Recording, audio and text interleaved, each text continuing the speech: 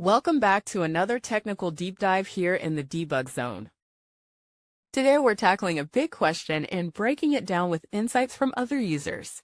Hopefully this clears up some misconceptions and helps you get the answer you need. So buckle up, stay a little curious, and let's jump right in.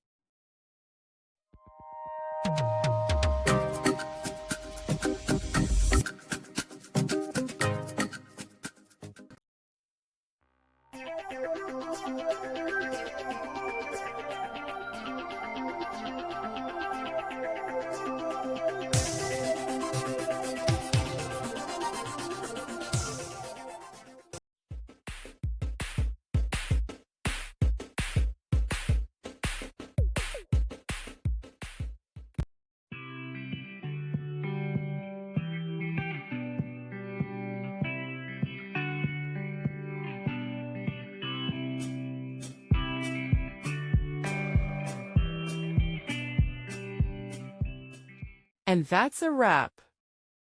I hope you found the answer you were looking for. If you did, take a second to hit that subscribe button. It really helps out. And let me know in the comments which solution worked best for you. See you next time in the debug zone.